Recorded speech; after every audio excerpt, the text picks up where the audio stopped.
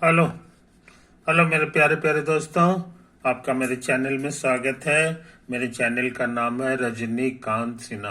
ये यूट्यूब का चैनल है ना। हम लोग JEE 2026 की तैयारी करा रहे हैं। ये चीज़ है।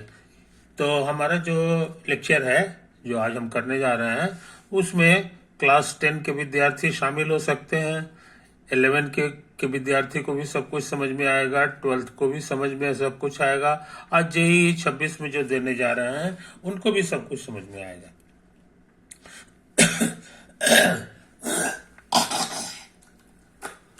तो ये जो लेक्चर है हमारा, ये फिजिक्स के संबंध में है, वेक्टर की मदद से। वेक्टर जो है मैथ में भी है, फिजिक्स में भी है, ज्योमेट्री में भी है, यही चीज है। तो ये देखो, ये फोटो हम बना रहे हैं। ये हमारा ABC है, ये ट्रायंगल है। इसका पोजीशन वेक्टर A है। इसका मतलब कहीं पे ओरिजिन होगा,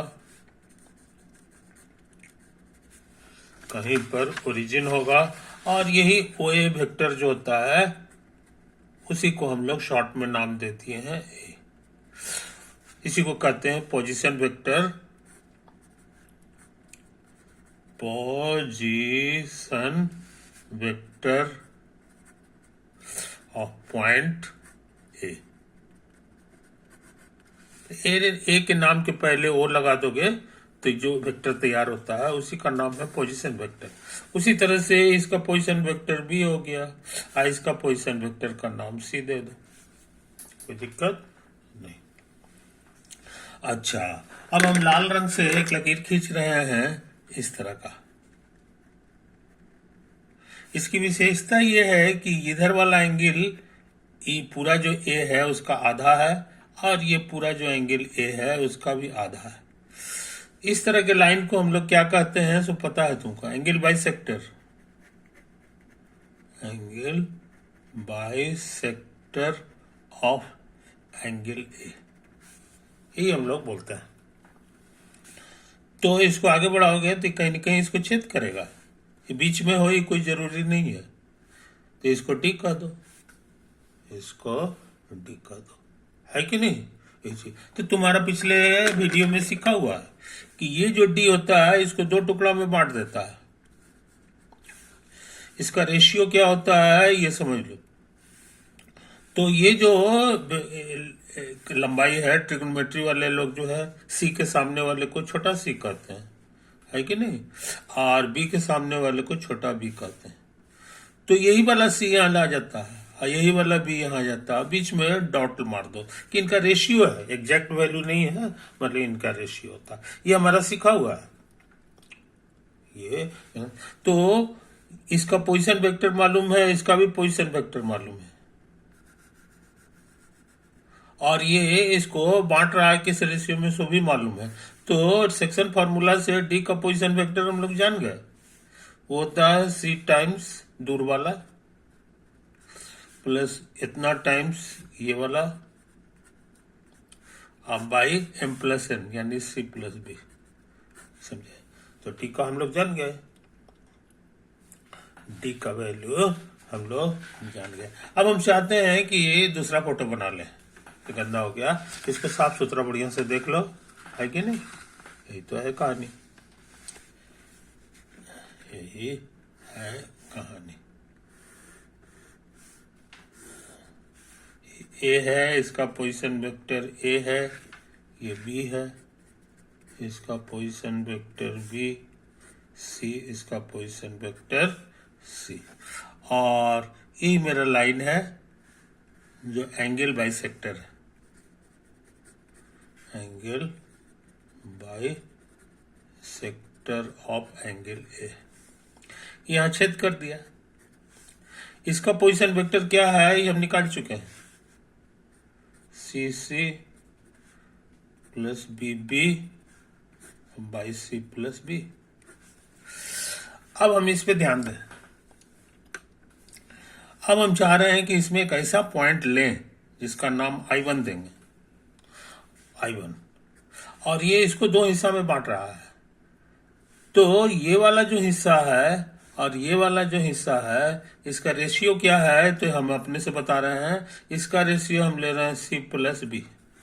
ए है तो ए को छोड़ देंगे और बाकी सब लिखेंगे। इसमें जो है CB खर्चा हो गया तो ए रखेंगे, समझे। इसी रेशियो में I1 बांट रहा है। और दोनों छोर का हमको पोजीशन वेक्टर मालूम है, तो हमको लगता है I1 मिल जाएगा। So bisection formula, section formula, I1 का पोजीशन वेक्टर हो जाएगा इतना इंटू ये वाला दूर वाला,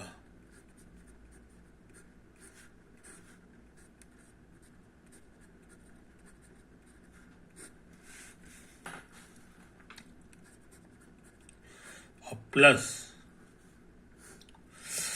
इतना इंटू ये वाला। अब भाई M प्लस N, तो M की जगह इसको लिखोगे C+B और प्लस ये तो आया है I1 का, है कि नहीं। तो I1 हमारा ये कैंसिल हो जाएगा, ये इतना सा बचेगा, ये बचेगा। इसको सजा के लिखोगे तो ये ऐसा हो जाएगा।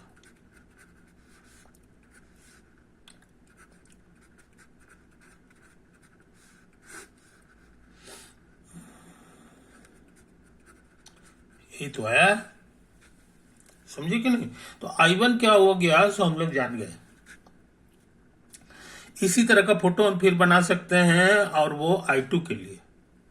इस बार एंगल बाइसेक्टर ये था, इस बार हम यहां का ले रहे हैं। तो यहां का लोगे जनाब तो क्या तमाशा होगा, इसको बढ़िया से देख लो, है कि नहीं। पेज नंबर 36 का लाएगा।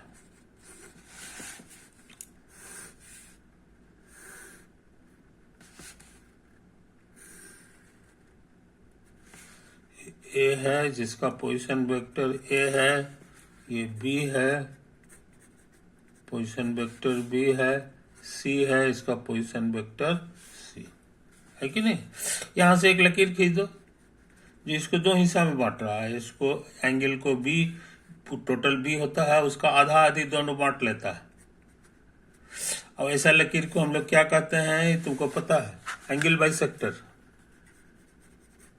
Angle bisector of angle B, है कि नहीं।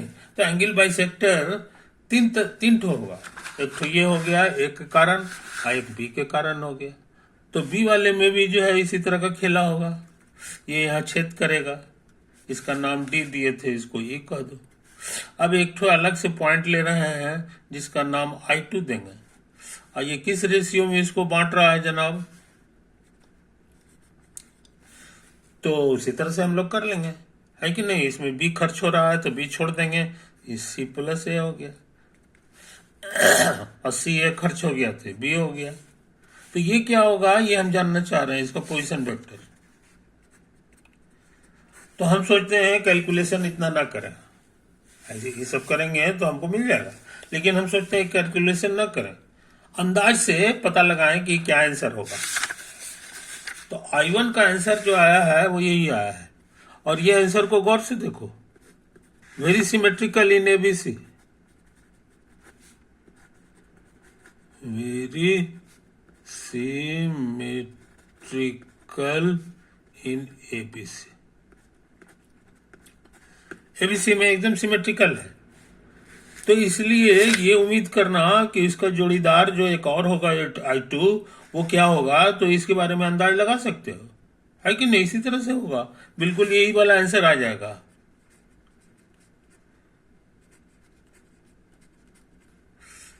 बिल्कुल यही वाला आंसर आ जाएगा। और ना विश्वास हो तो ये लंबा चौड़ा मेथड तुमको सिखा चुके हैं, वैसे करके देख लियो, है कि नहीं। होता है फ्रॉम सिमेट्री, ये हम कहां से जान गए, from symmetry of A star. Star हमारा यही है, तो ये I2 के लिए होगा। उसी तरह से कहोगे C के लिए कीजिएगा तो I3 मिल जाएगा। तो हम अंदाज से I3 भी निकाल रहे हैं, अच्छा, यहां पर चूंकि सेम आंसर आ गया, ये इशारा किया कि I1 and I2 are the same point, so I1 and I2 are the same point. समझे कि नहीं? यहां एक चीज याद रखो, ये जो तुम्हारा I1 था वो इस लाइन में था, और ये जो तुम्हारा I2 है इस लाइन में, तो दो लाइन में कॉमन पॉइंट जो होता है वो एक ही होता है, और यहाँ वही दोनों सेम हो गया। इसका मतलब हो गया कि ये जो हमारा लाल वाला रंग का जो था है ना, वो भी यहीं से गुजरेगा, यहीं से गुजरेगा। और उसी तरह से similarly I3 and I2 are the same point, same point. उस पॉइंट का नाम से आई, उसको अब शॉर्ट में आई कर देंगे, अलग अलग पॉइंट नहीं है I1 I2। तो इसका मतलब क्या साबित हुआ? तो इसका मतलब साबित हो गया कि सी से गुजरने वाला जो एंगल बाइसेक्टर होगा वो भी यहीं से गुजरेगा। कंक्लूजन क्या निकलेगा? कंक्लूजन निकल गया जनाब कि all the three angle bisectors, all the three angle bisectors of a triangle are concurrent। एक ही जगह तीनों कटता है। फोटो से अगर देखना चाहोगे तो ऐसा हो गया, ए है, बी है, सी, ये एंगल बाइसेक्टर हो गया ए का, ये एंगल बाइसेक्टर हो गया बी का, और ये एंगल बाइसेक्टर हो गया सी का। समझे कि नहीं? और ये सब के सब एक ही जगह कटेगा और उसका नाम आई। और ये किस रेशियो में होता है? तो हमको याद है, सी के सामने वाला सी है, ये सी हो जाएगा, और ये बी के सामने वाला ये बी है, तो इधर बी होता है। और ये किस रेशियो में कटता है तो ये भी सीख लिए हैं। ए का ए छोड़ देंगे तो बी प्लस सी हो गया, और ई हो गया सी। समझे कि नहीं? इतना ही नहीं, अगर हम वेक्टर की बात करें, ये ए है, इसका पोजीशन वेक्टर बी है, इसका पोजीशन वेक्टर सी है, तो आई का पोजीशन वेक्टर होने वाला है, अभी अभी हम लोग पता लगाए हैं कि वो यही वाला है, ए प्लस बी बी और प्लस सी सी। अब by A plus B plus C. समझे कहानी? तो आज हम लोग बहुत इंपॉर्टेंट चीज सीख ली है, बहुत इंपॉर्टेंट चीज सीख ली है, और ये सारा आंसर आ रहा है with the help of vector. Vector का जो पढ़ाई हम लोग किए हैं उसकी मदद से आ रहा है। और सबसे महान बात यह है कि हमारा जगह बहुत कम खर्च हो रहा है। समझे? तो तुम पुराना कॉपी निकाल के देखोगे तो इसी तरह का थ्योरम अगर कोऑर्डिनेट ज्योमेट्री में, दिमाग खराब हो जाएगा। कम से कम 2 पन्ना 3 पन्ना तो लेता ही है, पूरा लिखिए, पूरा हाथ दर्द कर जाता है, क्योंकि उसमें जो है सारा कोऑर्डिनेट लिखना पड़ता है। एक पॉइंट को शो करने के लिए दो घर लिखना होगा, ए एक्स कॉमा वाई दोनों लिखना पड़ता है इत्यादि। तो बहुत जान बचती है।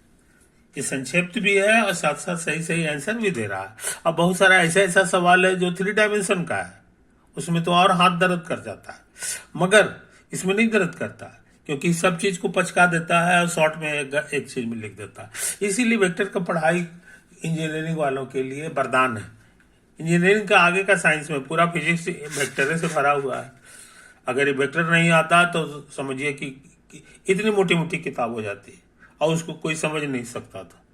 समझे कि नहीं? तो वेक्टर ने बहुत फायदा किया है, तो हम लोग ये काम कर चुके हैं। इसी तरह का एक क्वेश्चन और तुम पढ़े होगे ज्योमेट्री की किताब में, है कि नहीं? इसको पेज नंबर 37 कर दो। ट्रायंगल के बारे में ये खूबी जो है, हो सकता है तुमको पता हो। ए है जिसका पोजीशन वेक्टर ए, बी है और ये है तुम्हारा सी। समझे कि नहीं? हम यहां एक पॉइंट ले रहे हैं, ये मिडिल पॉइंट है,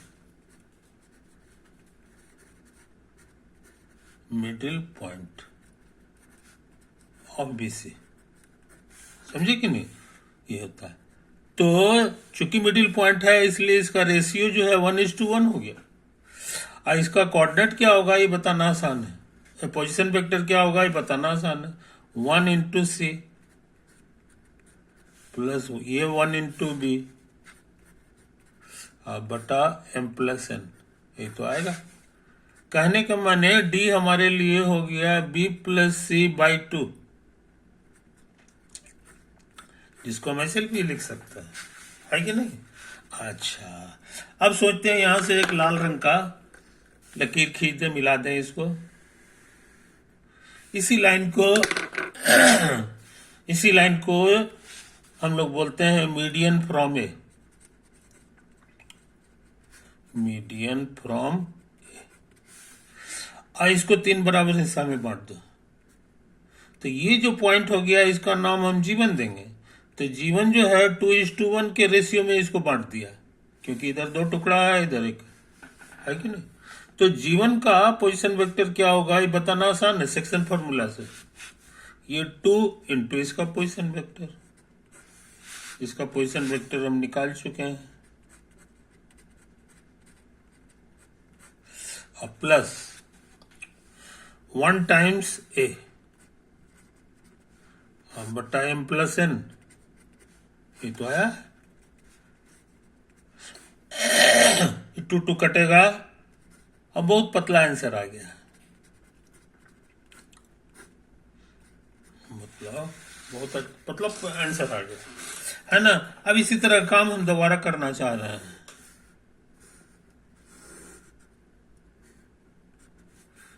ए है, बी है, ये सी है, और ये middle point, mid point of AC, इसका नाम दे दो ई। समझे कि नहीं? ये चीज अब इसको मिला रहा है ग्रीन कलर से। तो तुमको पता है कि इसका नाम क्या है? इसको कहेंगे एंगल बाइसेक्टर। नहीं, एंगल बाइसेक्टर नहीं, मीडियन, मीडियन फ्रॉम बी है ये। समझे कि नहीं? एक तो है मीडियन फ्रॉम। अब इसको भी 3 हिस्सा में बांटो, बराबर बराबर। तो इसका नाम G2 दे दें, इधर हो गया 2:1, बिल्कुल इसी तरह काम कर रहा है। तो G2 का पोजीशन वेक्टर क्या होगा ये अंदाज से तुम बता सकते हो। जीवन का यहां आंसर आया था, अब तुमको अंदाज से इसका आंसर करना है। तो ये फोटो भी सिमेट्रिकल इन एबीसी है, मेरी सिमेट्रिकल इन एबीसी, इसलिए जो ऐसा आंसर इसका हुआ वैसा ही आंसर इसका होगा। तो हमको लगता है ये भी घूम फिर करके यही आ जाएगा।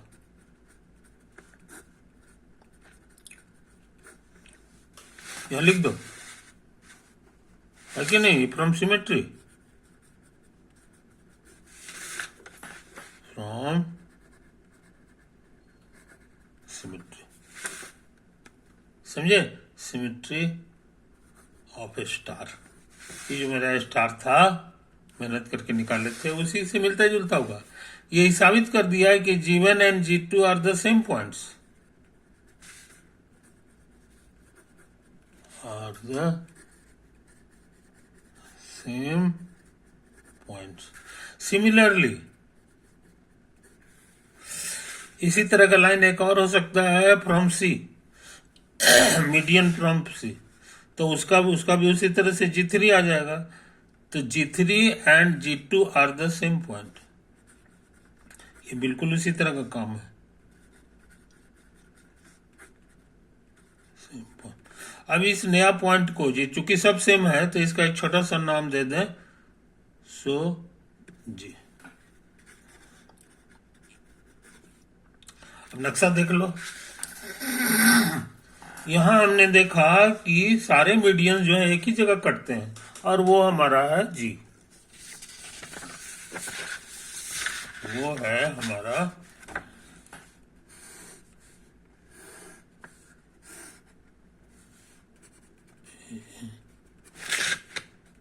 बी हो गया, ये सी हो गया, है ना, और ये है हमारा मीडियन फ्रॉम ए।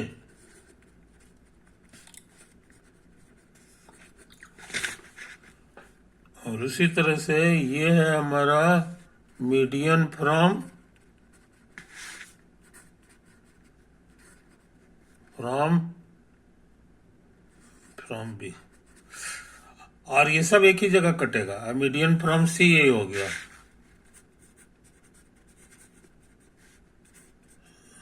फ्रॉम सी हो गया, और तीनों एक ही जगह कटता है, इसका नाम जी होता है कि नहीं। और जी का पोजीशन वेक्टर क्या होगा, इसका फॉर्मूला भी हम लोग खोज चुके हैं, A plus B plus C by 3। Short में कहेंगे medians are concurrent, medians in a triangle are concurrent.